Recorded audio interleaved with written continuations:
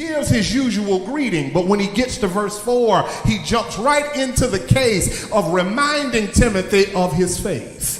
Yeah, the faith, like Mother Moore, that produced a history worth holding on to. Paul tells Timothy, Thomas, that it was his faith in him that did not begin with him. Yeah, Paul tells Timothy that faith was handed down from generation to generation. He says, it was the faith of your grandmama and your mama that I see in you, Timothy, when I call to remembrance the faith that I saw in your mama. Y'all got to look at it for what it's worth. When you got somebody who walks by faith and not by sight, they didn't get it on their own. They had to go through something and try God for themselves to be able to say, I tried him and I know he will. Perhaps I should poll the room, make sure I'm preaching the right word, or do I need to take this word to Bellhaven this afternoon? Is there anybody in St. James Church who can say, my faith has made me stronger? My faith has given me focus. My faith has given me favor. Didn't dot every I, didn't cross every T, but when I look back over my life, God has been good to me.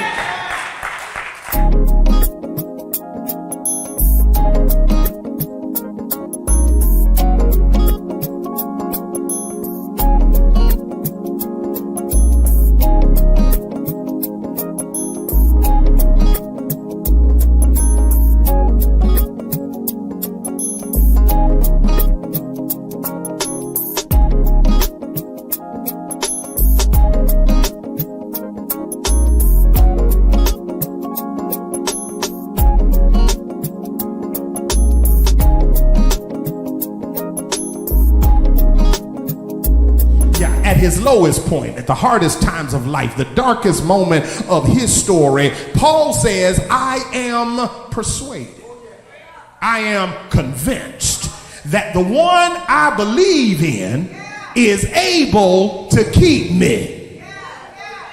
Let me back that up where they say it again. Somebody missed it. I am convinced that the one I believe in, the one I know that I know that I know that I know that I believe in is able to keep the treasure that I have entrusted to him. What was the treasure? What was the treasure? I'm so glad y'all asked, because it's right here in the text, y'all, that the Apostle Paul and Mother Moore teach us about life.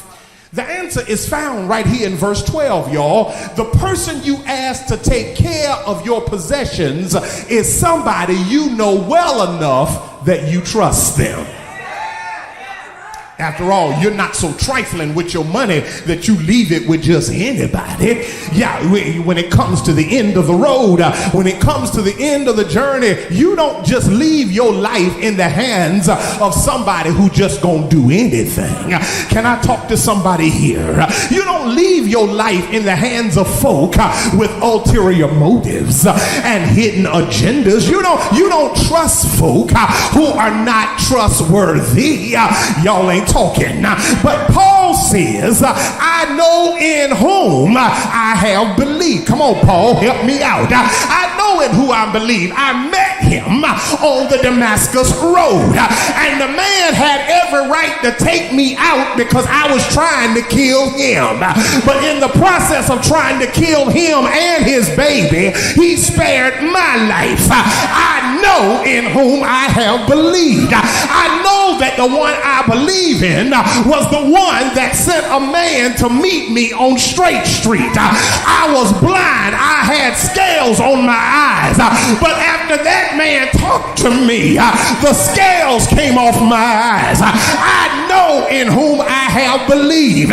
Paul said in another passage, I've been shipwrecked, I've been beaten, I've been whipped, but the more I went through, the stronger it made me.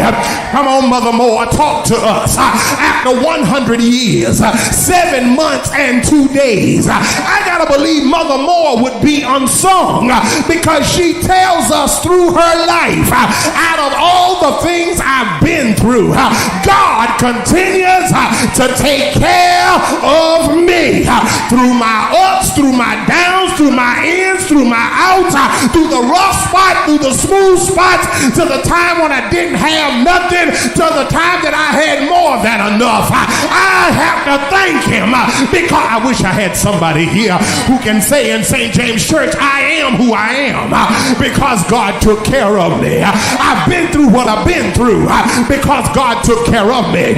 Let me get in your Kool-Aid for a minute because there's some stuff you went through, somebody else went through it, and they died going through it. But look at you with your good-looking self, with all of that red on. God kept you, baby. One day when I was lost, my God, Jesus died on the cross.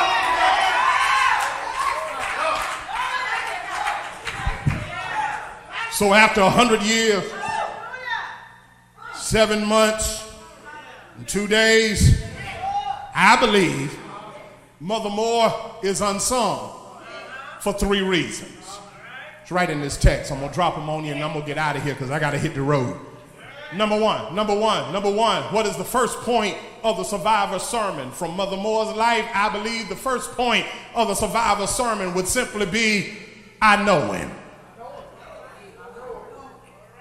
Now, Paul was not saying that I know him as a historical figure. He wasn't saying that I know him because his name appears in history books. But he knows him on a total different level. Yeah, I know him because I believe in him. I know him because I trust him. I know him as my Savior. I know him as my friend. I know him as the one who walks with me, talks with me, and tells me that I am his own. I trust him because I know him. I trust him with my life because I know him. I trust him because I know what he said he would do. And everything that he's ever said he would do for me, he's done it. Oh man, I wish I had somebody in here that can say, you know what, Paul can sit down, I can testify now and just speak from experience. Paul ain't the only one that can say, I know him. I know him because when I was too big to live and too mean to die, he took care of me. I know him. When my life was so messed up and so discombobulated that I couldn't put one foot in front of the other, but sometimes that was the moment that he took care of me. I know him.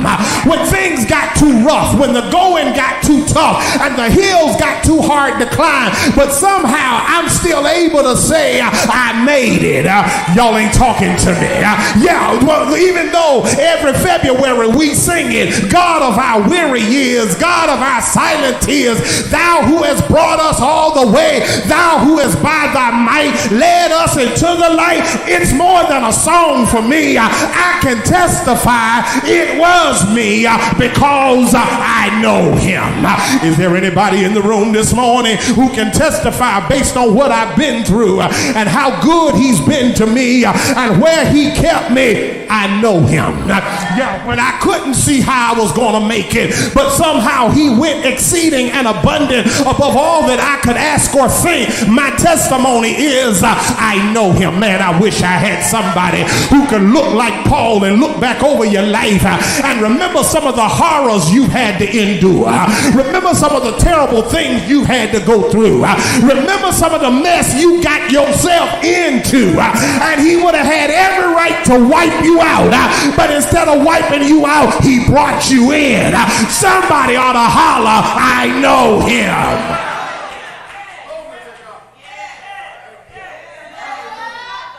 Here was a man, y'all, who persecuted the church, persecuted Christians. But when he met Jesus, that was the moment that his life shifted. Where he once had imprisoned Christians. Did y'all catch this? Catch the irony of it. Now Paul is in prison as a Christian. Sitting there in that prison cell in Rome, Paul must have remembered all the things that happened to him, the suffering that he had endured, The times he had been beaten, the times he had been left for dead, the times he was hungry, cold, and lonely, but yet he was good to me. See, the greatest news here, y'all, is not the fact that Paul knew Jesus, or that John knew Jesus, or that Peter knew Jesus. The greatest news is Jesus knew them.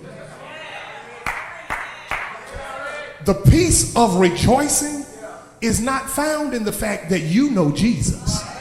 The peace worth rejoicing is found in the fact that he knows you. Now, how do you know that he knows you? Well, early this morning, he woke you up. Early this morning, he gave you health and strength to pull them legs out of bed and put one foot in front of the other. Early this morning, you went through your house and nobody had broken in, no fire had broken out. Early this morning, you were able to go to a refrigerator and there was some food there to eat. Early this morning, you were able to go to a closet and had to stand there a minute and figure out, what am I going to put on today? Early this morning. Paul says that I may know him. Power of his resurrection, the fellowship of his righteousness. That's the greatest news. But not only knowing him, but the second point that I believe that we would find in a survivor sermon is not only that I know him. Watch this, y'all. Secondly, knowing him is one thing. But secondly, you better know that he's able. That's the second point. I know that he is able. Look right there. I'm still in that one verse. He says, I have no reason to be ashamed because I know whom I have believed and am persuaded. I am convinced. I am assured. You can't even make me doubt him because I know too much. Man, I wish I could talk to St. James like I really need to talk to St. James. Because some of us, if our testimony would align itself with the victory from some of the tests we've been through, we would never have to worry about whether or not your praise is real. Look at what he says. Paul says, Christ is able. That's what he's saying here. He's talking about his power. He's talking about his ability. He's talking about all the things that he has done, is doing, and will do. I know he's able. John chapter 1 verse 3 tells us that all things were made by him. And without him, nothing could have been made that was made. He created the world. He created the universe. He created something out of nothing. Man has a lot of gall, y'all, because man has built magnificent cities. Man has made some great construction efforts, but he didn't do it out of nothing. He built it out of something that already exists. But God, with his creative ability, stepped out on nothing and said, let there be, and out of nothing something appeared. Come on, somebody. He created man, but what God created, Satan tries to destroy. Satan tempts man, and man gives in to the temptation. Man sins, separating himself from God. But aren't you glad that's not how the story ends? Man, somebody ought to tell God, thank you that it does not end with your sin. Let me help somebody. No matter what mistake you've made, no matter how many times you messed up, no matter how many times you've fallen short, would you please look at somebody and tell them that ain't the end? Because when you thought you couldn't make it anymore, God sent his son Jesus, who tiptoed through 42 generations, walked this earth for 33 years, healing sick, raising dead, giving sight to the blind. But if that wasn't enough, he took a cross of yours and mine, walked it 72 miles to a hill called Calvary. They drove nails in his hand, nails in his feet, punched a hole in his side, crushed a crown of thorns on his head. But that ain't the end.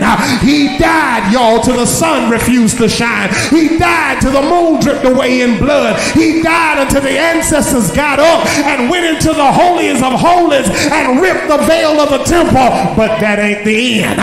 Joseph of Arimathea begged his body, laid him in a borrowed tomb. Lee, my daddy, used to say he was a rock laying on a rock, surrounded by a rock, covered by a rock, sealed by a rock. But that ain't the end, because early one Sunday morning, that rock got up from the rocks and said, I am he that was dead, but I am alive forevermore. I don't know how y'all feel about it, but if he's able to raise himself up from death back to life, I got to believe he's got the power to do it for me. I got to believe. I got to believe. He's able to take me from nothing to something. I got to believe. He's got to take me from a mess to a miracle. I got to believe. He's going to take me from a trial to a triumph. I got to believe. He'll take me when folk write me off and he'll write me up. I got to believe. I know that he is able. Y'all sit down. You're scaring me. I got to get out of here. I know him. I know he's able, but there's one more piece that I believe would be in the survivor's sermon.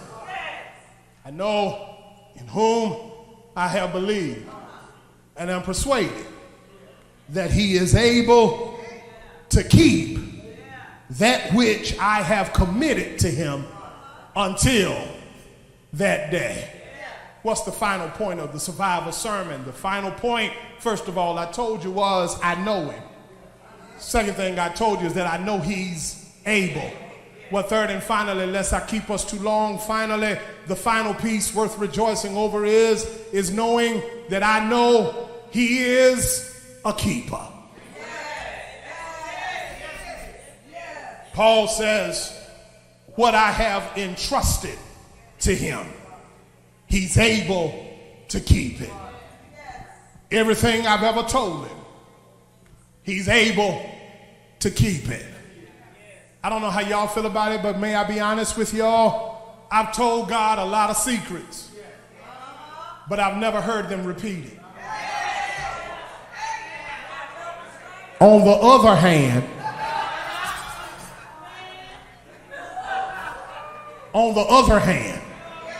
I've told some folks some stuff in here, and you couldn't even get out the parking lot good.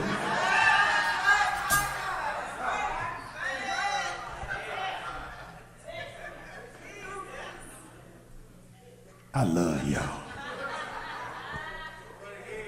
So what has Paul entrusted to Christ? Great question. Well, it's found in the previous verses, in understanding that everything that he suffered, everything he encountered, through all that he had been through, God kept his life. So obviously, y'all, it goes without saying that what Paul is talking to Timothy about here is the same thing that I believe Mother Moore teaches us after 100 years, 7 months and 2 days. She trusted God with her life. Hers was the testimony, when peace like a river attendeth my way, when sorrows like sea billows roll, whatever my lot, taught me how to say, it is well with my soul. Though Satan should buffet, though trials should come, let this blessed assurance be my control. I'm able to stay cool, calm, and collected because I realize Christ hath regarded my helpless estate and shed his own blood for my soul. So now, after 100 years, 7 months, and 2 days, I believe the testimony is simple. Lord, haste the day when the faith shall be sight, the clouds be rolled back as a scroll, the trump shall be sound, and the Lord shall descend. Even so, thank you, Mother Moore, it is well with my soul. People of God, the Bible teaches us, I'm done, that our lives and our eternal spirit should be worth more than anything else in this world. My life, my spirit, my walk with God should be more important than silver and gold. It's the most valuable possession I have. It's my life. And Paul says, I have entrusted one in whom I have believed in with my life. Yeah, when it comes to Mother Moore and even to us today, the question is, can you trust him? When it does not look like it's coming together, can you trust him? Can you trust him with your life when the bills are high and the money is low? Can you trust him? When sickness comes upon your body and the doctor says you're not going to make it, do you trust him? I'm wondering if there's somebody here this morning that can testify, I trust in God. Wherever I may be, upon the land or on the stormy sea, though billows may roll, God will keep my soul. And my heavenly Father is watching over me. Yeah, I trust him with my life because I realize that when I trust him, he takes care of me. When I trust him, he provides for me. When I trust him, he takes me from nothing to something. Is there anybody here who can say I survived because I trusted him? Through heartache, through headache, he took care of me. When my friends walked off and left me, he took care of me. When my money was funny and my change got strange, he took care of me. Is there anybody here in St. James this morning who can say my testimony is he will take care of you? Be not dismayed, whatever betide, God will, I feel my preacher now, take care of you. Beneath his wings of love abide, God will take care of you. God will take care of you through every day, all of the way. Is there somebody here who can say I survived because he brought me every step of the way? Thank you, Mother Moore, for showing us by example that if you put your hand in his hand, he will take care of you. When man cheats you, he will bless you. When man misuses you, he will bless you. When man walks off and leaves you, treats you like a redhead stepchild, run you down like a low-down dirty dog, do I have somebody who knows from experience he'll pick you up, he'll turn you around, he'll give you joy, he'll give you peace. I got to go, y'all, but I feel like preaching up in here. I feel my help coming through here. I've seen the lightning flash. I've heard the thunder roll. I felt sin breakers dashing, trying to conquer my soul. But I heard the voice of Jesus telling me I I got to fight on. My story is he promised never to leave me, and he has never left me alone. Is there somebody here who can say, I'm glad I know him? I know he's able because he keeps me. He provides for me. He takes care of me. He walks with me. He talks with me. He tells me that I am his own. Ain't he all right? Ain't he all right? Ain't he all right? If you know he's all right, give somebody a high five and tell them, neighbor, I made it because he kept me. I made it because he delivered me. I made it. I made it. I made it. I made it. I made it. Yeah. Yeah.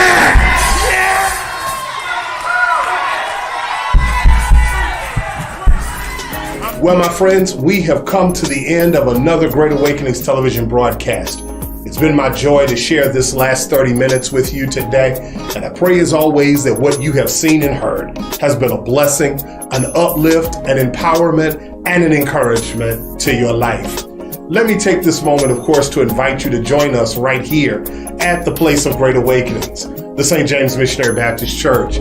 St. James Church is located 527 East Thomas Street, just off of Raleigh Boulevard, here in the city of Rocky Mount, North Carolina. I want to invite you to join us for Sunday School, Cyber Sunday School at the present, every Sunday morning at 9 a.m. on all of our streaming platforms, as well as the telephone conference line. And then, of course, we invite you to join us for Sunday worship. You have the option of joining us in person or virtually every Sunday morning at 10:30 a.m. Don't forget about a Bible study that is held virtually on Tuesdays at 11:30 a.m. and 7 p.m. And I'm happy to announce that beginning Tuesday, September the 7th, we will return to in-person Bible study on Tuesday mornings at 11:30 a.m. Remember our midweek prayer meeting every Wednesday at 12 noon on the telephone conference line. We'd love to have you join us for any or all of our worship experiences here at the St. James Church. Of course, if today's broadcast has been a blessing to you to the point that you desire to have it on CD or DVD, by all means, contact our church media department using the information that you see on the screen. Be sure to request that service number to ensure that our media and technology ministry will make sure that you receive the correct service in the correct format as you request it. Again, beloveds, as we've come to the close of our time of sharing today, I pray again that you have been blessed by this time of sharing. Again, we say good morning to all of those who are watching Great Awakenings in perhaps hospitals, nursing homes, convalescent homes, or even your private sick homes. A special good morning to our extended family at Carrollton of Nash, who watches us faithfully every Saturday morning. Good morning to you, and know your St. James family loves you. Again, beloveds, I pray as always that God will keep you in a perfect peace as you keep your minds stayed on Him. And until next Saturday morning, when we have yet another opportunity to present the word, worship, and witness of the St. James Church, I am Pastor J.T. Worthy saying, may the blessings of the Lord be with you now and always. Have a great rest of your day.